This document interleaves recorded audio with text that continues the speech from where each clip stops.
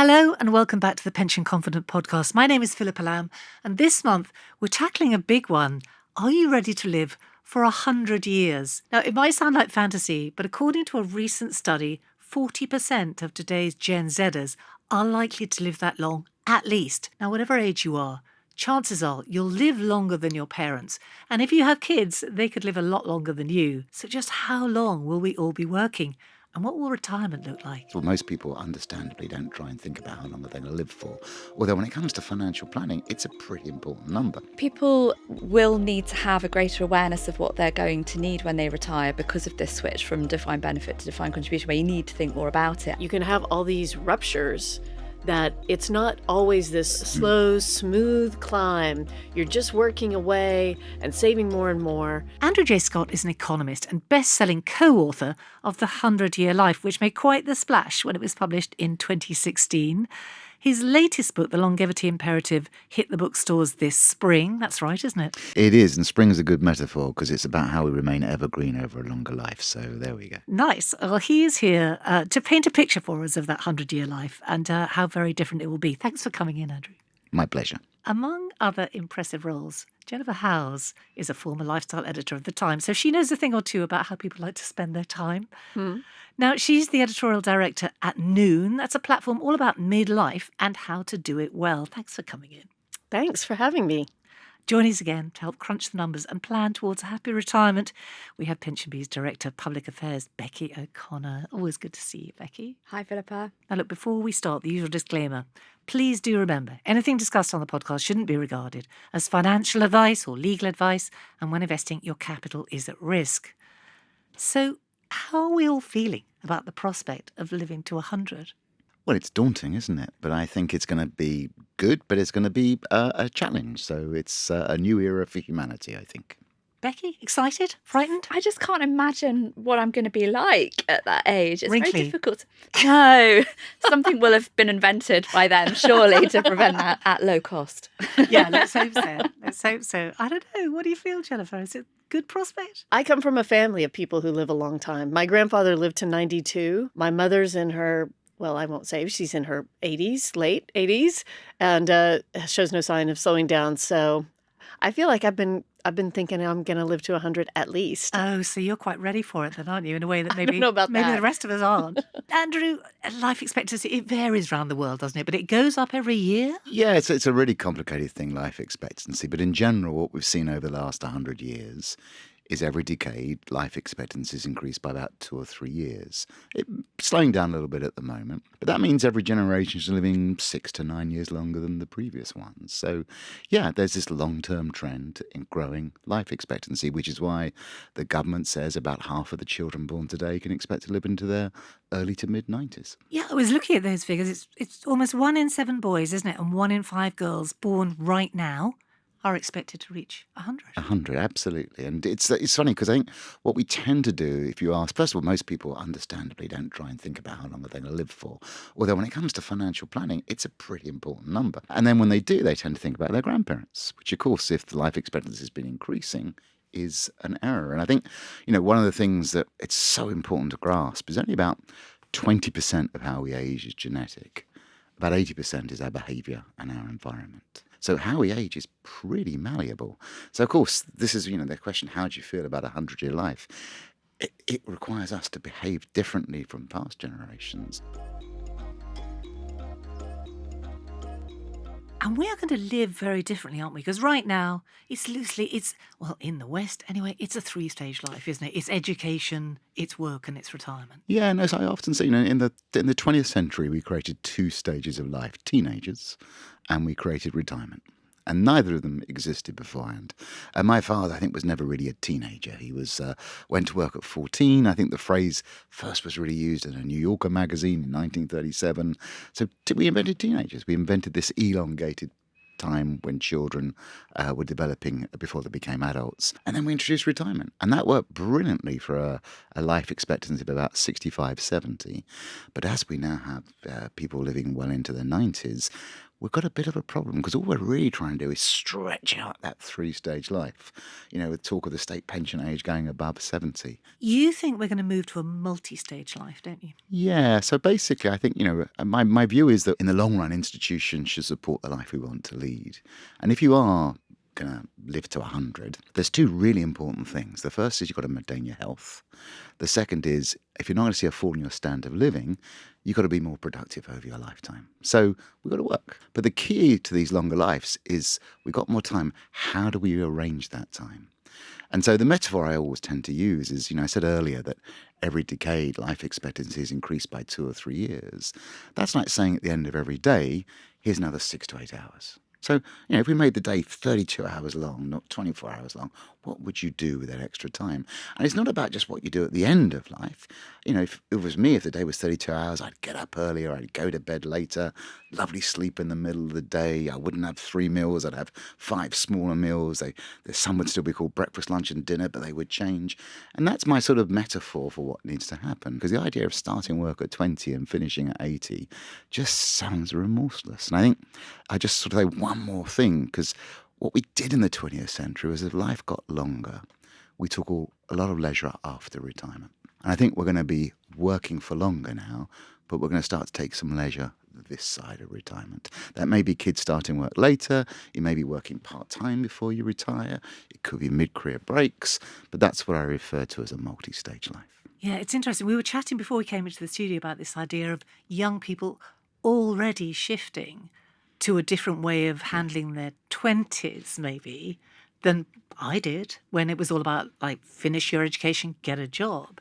You deal with students, don't you? Do you see that in them? Totally. We're seeing a sort of emerging adulthood, which that's the phrase that demographers use, begin to develop now, as people take longer before they take on all those adult responsibilities. My dad was working at 14, he's married at 17, he's got a kid at 18 and a house at 19. Wow. I did all that mid-20s. My kid's probably early 30s. So I think we are seeing some quite profound changes. Yeah, Jennifer, you were nodding. Have you seen that in 20-somethings as well? Just this slightly more laid-back attitude to, well, I don't need to start yet on real life. I think the 20-somethings I know via my kids, they feel a lot more comfortable with that kind of episodic nature of their lives. Now I'm doing this.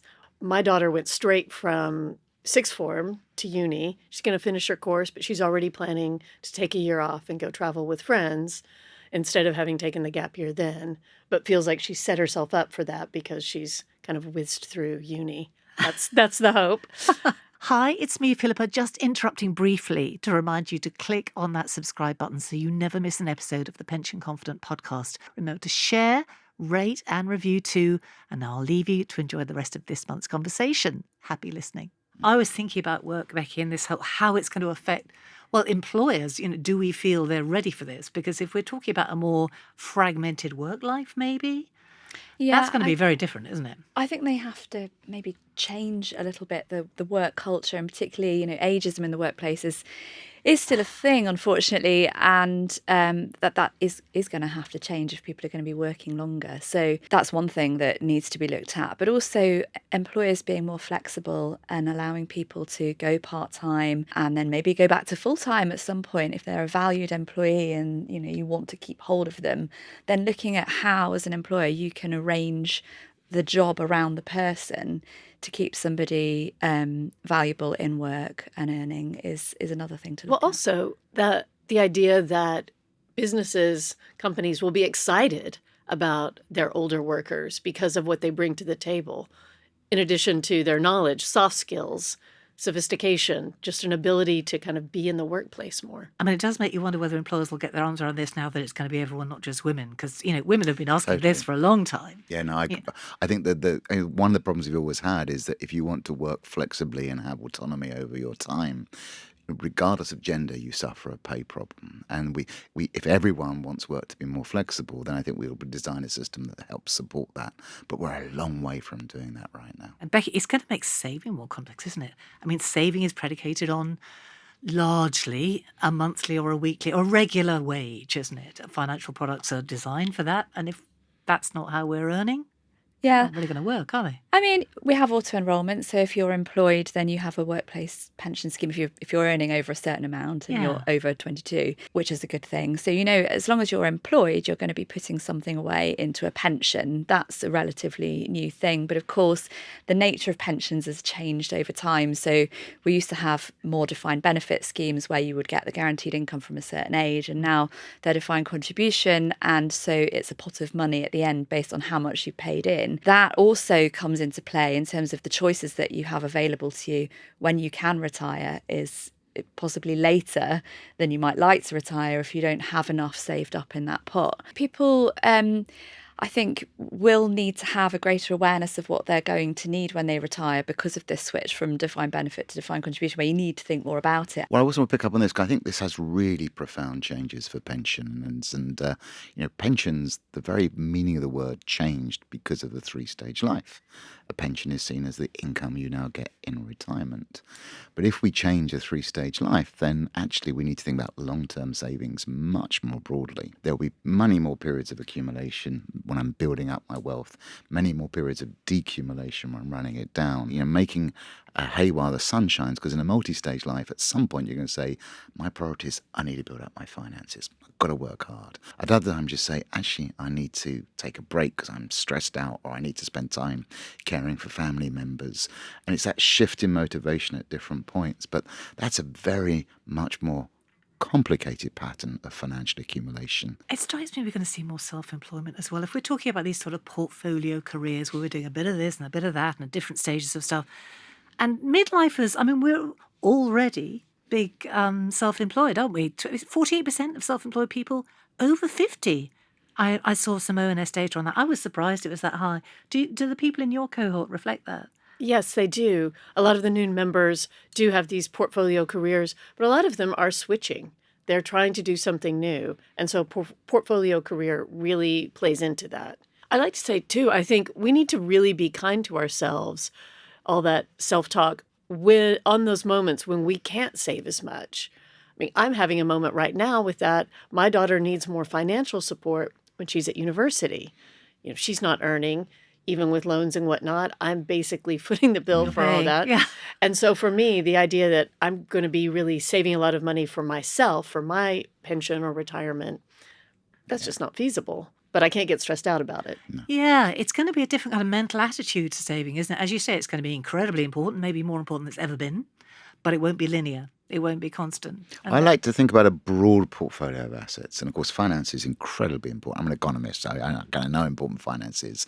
But if we are to last these longer lives, we've got to think about how we maintain our health, how we maintain our skills, how we maintain our relationships. And all of those require investment. They're things that you can build up. And if you don't, they diminish and depreciate. And I think that's that point about being kind to yourself. You've got to think much more broadly.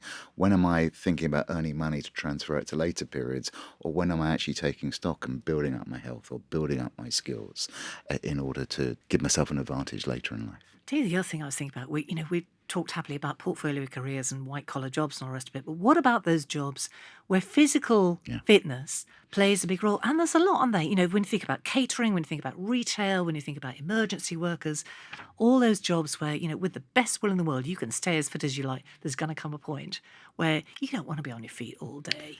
And that's a lot of people. The truth is employment peaks at age 50 and then people start to leave the labour market. For a lucky few, it's because they've got enough money, but for many, it's because they become ill, they have to care for someone who's ill, or their skills become out of date, or there's ageism and they lose their job and can't get another one. So this is this really important thing about how you prepare yourself for that longer life. It starts way before you're 80 or 90. Well, you'd hope also that there might be a change in not just the workforce, but also in companies. You hear sometimes retail companies, they have a theory that employees should never sit down on their shift and that kind of thing, which just seems insane. Yeah. And I hope that, as more older workers stay in employment, that we'll see that bias, especially like in retail, that kind of area where it doesn't really matter if you're sitting or standing. It doesn't matter whether you're 35 or 55 or 65. That's a great point too, and I've done a lot of work on this. And over the last 30 years in America, there's been 80% of the increase in employment is coming in the form of what are called age-friendly jobs. Jobs that are more flexible, less physical, give you more autonomy. What sort of jobs are they producing in the States then? Well, Age-friendly jobs. I mean, if you think about what's happening, it's a big shift towards office work away from other sectors. So what you haven't seen is much improvement in construction jobs. But for instance, manufacturing's become a lot more age-friendly. Automated. Automation and robotics. They even put seats now for the production line so people can sit down. They might slightly slow the machine down. Basically, computing robots is sort of good, I think, for older workers. In fact, the government, I would want to mention here because it's quite a good programme. I rarely compliment the government for great initiatives, but there is a digital skills training programme that is available for free, and I think it's a great example of something that somebody could consider if they wanted to retrain and move into something else later in life. Thinking about other positives, I was thinking about housing, because obviously it's not all about work, is it? It's about, where we're living. Obviously now we've got this proliferation of single person households. I did wonder whether we might move back into kind of multi-generational living a bit as people get older. I mean, partly financially driven. I mean, is that a good thing? Is that a bad thing? You're discussed. We're both smiling. I wonder if it's for the same reason. The family compound. The family compound. I like that idea. Not everyone's going to like this idea. I understand that. But it did occur to me that might be a bit of a shift. It's already happening. I mean, you look at the age at which kids leave home, for instance. It's much, much later. And they come back. Yeah. I think what you're seeing, though, is more older people wanting to be independent. Yeah, I suppose I was thinking about money. I was thinking about people pooling their financial resources perhaps later in life. Just that whole thing of, okay, we've got 2 or 3 dwellings here. Let's throw them all into one and hopefully produce somewhere big enough for all of us. Practical and financial point of view, it sounds ideal, doesn't it? But then there is, perhaps some emotional issues with sharing, with the different generations of the family all together and that kind of thing, which would put people off. And who's going to end up doing the caring? It's going to be women, isn't it? I think we all know that. Everything we've said so far does really reinforce that idea that that point you made, Andrew, that it's going to take a lot more planning and a lot more saving, isn't it? So just remind us how long you think people will actually be working for in this new reality. Don't say forever. Well, you know what? Some people will. say I mean, if you're living to 100, I think you've probably got to have a 60-year career. I'm always slightly low because it depends how much you earn, how much you like work, what your health is. But clearly, if life expectancy increases by 20 or 30 years, if we don't work for longer, you take a big cut in your standard of living. So it's a little bit your trade-off, what you want to do. If you hate work and you really, really can't work, then it's going to be a challenge. So how long then do you see people actually being, given that they're financially able to do it, being retired, not working at all? I think retirement's sort of had its day already. I mean, the idea that there's a single age where everyone comes to a hard stop at work is gone. I sort of think that the notion that you should spend 30 years not working at the end of life, I'm not sure it's terribly healthy for everyone. We fear getting old, outliving our money, our health, our relationships, our skills, and our sense of purpose. So what do you do now to ensure that doesn't happen? But it's a major change because for the first time ever in human history, the young can expect to become the very old. And I know that sounds weird because we've always had old people and old people are always young, but it was only a minority of people who became old. And now it's the majority. And I always say, if it's a 10% chance of rain in London, I don't pack an umbrella or a raincoat. If it's a 35% chance, I might pack a small umbrella. If it's an 80% chance, it's umbrella and it's coat. And I say those probabilities because that's the probabilities of a 20-year-old reaching 80 in the UK in 1851, 1951 and today. Is that right? This is the other thing. Aging is malleable. We know that there are things that we can do that make us age better. And they're really, there's no secrets here. Everyone looks at me when I say this like, well, what do I do? But it's like, guess what? You don't eat so much, you don't smoke, you don't drink, you exercise, you sleep well, you have positive, you have good relationships. All of those things make you age better and maintain your health. And of course, what has changed is not the knowledge that that's what makes us age better, but the importance of doing that because you are now likely to become old. Because work plays into better outcomes for things like dementia, doesn't it? Yeah. So you don't necessarily want to have 30 years. I would hate the idea of 30 years at the end of my life where I wasn't working. But I know not everyone feels the same. But it's not just work, it's about being engaged, isn't it? It's having a sense of purpose and a sense of identity and something that you need, that you want to do. Maybe the difference is that when we say retirement, we're not necessarily thinking sitting around the house watching TV. Yeah. That's a time when most people start to take on the projects that they've always wanted to do. Yeah. And the thing that's nice about a portfolio career is that you might be able to weave that more in to life throughout, rather than it being something you keep right toward the very end to do once you're very, very old and maybe ill. Because there's lessons here for people like me who, I mean, you talk about the projects everyone's always wanted to do, but, you know, for those of us who've been obsessed with work, we need to think a bit harder, don't we, about what are we going to want to do if we're fortunate enough to get to kind of that time where we're still fit and we're able and we've got the money. But this is the right question. This is always, for me, the heart of financial planning, because a lot of people get nervous about, you know, financial budgeting and numbers. But everyone's pretty skilled at budgeting with time. They're all used to the idea of how do I fit everything in? And what this really is about is you've now got more time. What do you want to do with that time? And your point about, yeah, I enjoy work, I want to carry on working, how do I do that for longer? That's great. Other people are like, I can't stand work, in which case, if I'm working for longer, do I change my job? Do I do something different? Is it about savings? Is it about training? But this is all about time, and financial planning for me is always about how do I get the money I need to use the time that I want in the way that I want it. And that's what we've got to really remember about long lives. Should we talk about where this money's going to come from? Because I was looking at the state pension, and you'll know more about this than I do, Becky, but it was interesting. I was reading that when it first came in, I think it was 1908, wasn't it? I've got it written down here. The gap between when you got it and when you were expected to die, that was only 9 years. And already it's 15. Yeah. So that's just going to move out now. I mean, it's a great benefit, but it's going to be a very expensive benefit for any government, isn't it, with its ageing population? Should we even be factoring it in to our planning? Yes, I think it's reasonable to factor in some state pension going forward, like how much of a proportion of your overall income that makes up in the future is a question mark. When you will get it, if you're a young person today, is another big question mark. It could end up means tested, couldn't it, if it gets too expensive? There's several levers the government could pull to try and make it more sustainable. But I think, you know, we all agree, a bit like we all agree on the NHS being a good thing in principle, that some kind of state pension is a good idea. But if we think that, we also have to then accept that it will have to be modified to some degree given longevity. And that certainly means later, doesn't it? Because I think I've seen suggestions that it's going to need to be age 71 by 2050. I think what the government's going to keep coming up against, though, is regional disparities and inequalities, which, you know, increasing the state pension age is always going to seriously disadvantage some people and not bother other people. The sort of people we talked about who do manual jobs or jobs that they can no longer do if they're... Completely. Or, you know, I mean, there's a really strong case that some people should receive the state pension much earlier. Sooner. Yeah. And they can't be ignored. So it is really complicated. And it even means testing, you know, it sounds like a great solution to it, but you know, good luck to the person trying to work out where to put those boundaries. And always very, very expensive, means tested benefits. You know, it's complex to do, isn't it? Yeah. How much more money are we going to need?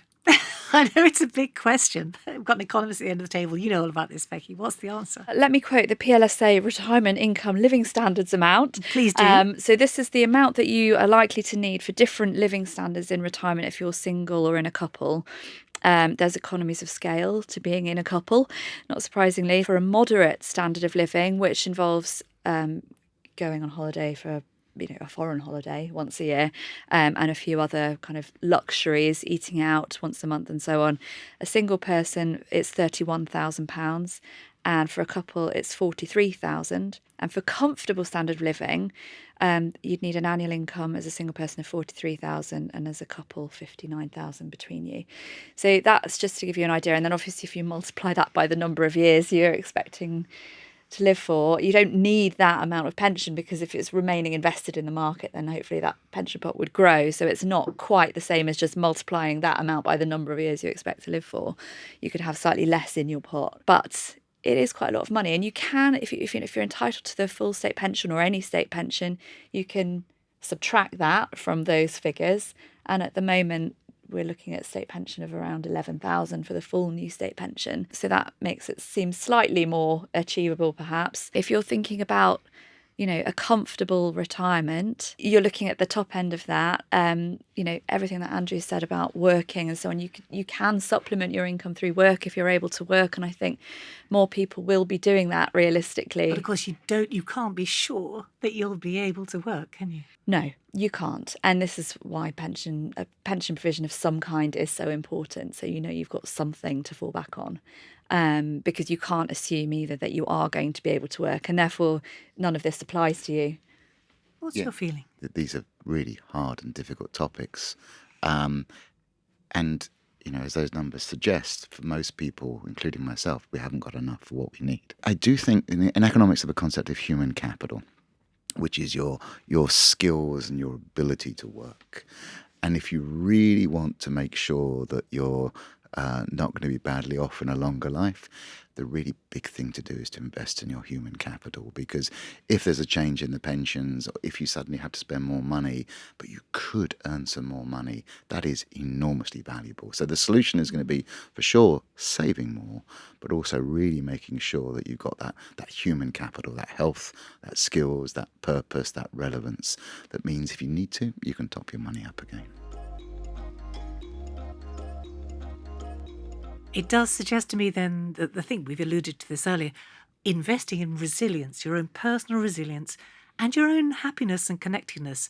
This isn't just a nice to have in this scenario, is it? It's really, really important. Oh my gosh. I mean, this is what we see. So Noon runs these retreats, and what we find is the women who come there, they've had all these really different things happen to them, some of them quite shocking.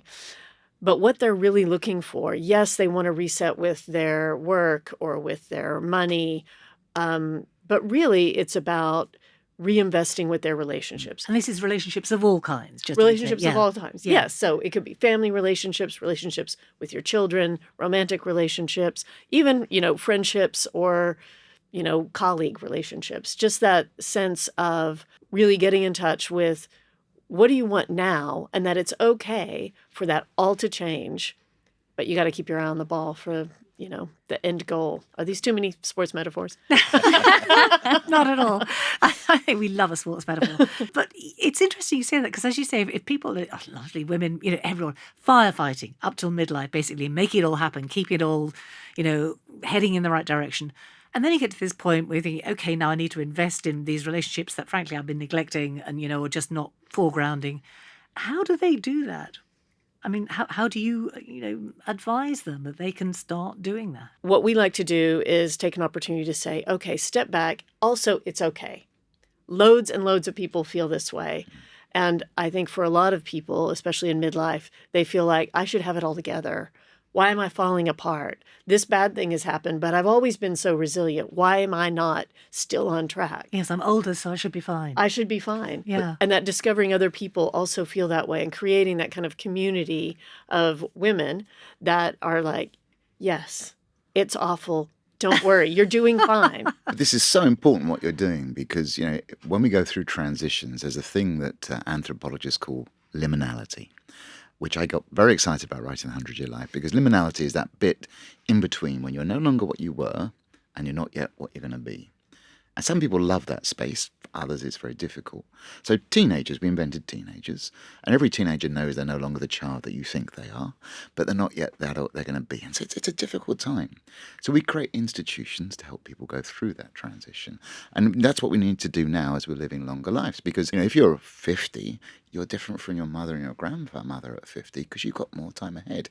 You're going to go through more transitions. But that's often painful and difficult and uncertain, but if there's others around to help you, to reassure you and say, you know what, this is great, because the real point of a longer life, I think, is to develop as an adult. I think Bowie once said something like, aging is the wonderful process where you become who you always meant to be. Exactly. And I think that's it. We think about teenagers as, you're developed as an adult, or 30 you're an adult.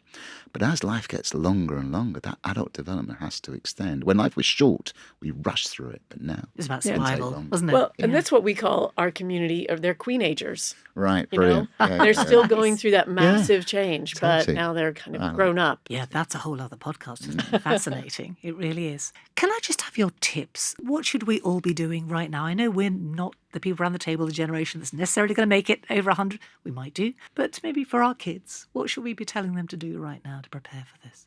Eat well, practice sports, follow your interests. I think just Make a lot of friends. just look forward to a long life and hold that vision. To not just think about the one thing that you're going to do for your job or what you want to do, but just think about the opportunities that will you want arise life to be. throughout. Yeah. I think the key to all of this is that you've got more time ahead of you. So you've got to make a friend of your future self, because there's a lot more future selves. And it's hard to know what I want to do tomorrow, let alone in 10, 20, 30 years' time. But you sort of know that if I give my future self health, money, purpose, skills, relationships, I'll have options. Jennifer. Think about investing now. I know that feels a little on the nose because of what we're talking about, but really make it painless, and everybody should be doing that. Often I feel like we only talk to one small part of society or one age group or whatever. It's for everybody. What I've taken from this conversation is we need to rethink what a pension is actually for, and not think about it as just for the future when we're not working, when we are sitting watching TV or going on holiday or whatever, but as something that is there as a backstop for many different life moments where we're not working temporarily or for whatever reason, or not working as much or not earning as much, and just reconceptualize what a pension is actually for. Yeah. So interesting. It's fascinating. Thank you very much indeed, everyone. Thank you. My pleasure. Next time, we're going to be talking about a challenge many of us have faced, trying to keep up with the Joneses. Just how much are you spending on that? And did you ever wonder if you might be paying quite a high price for your friendships? We'll be diving deep into the true cost of your social circle. I think that is going to be fascinating. If you've got the PensionBee app, you can find us there and on YouTube. Please do rate and review us if you're liking the podcast.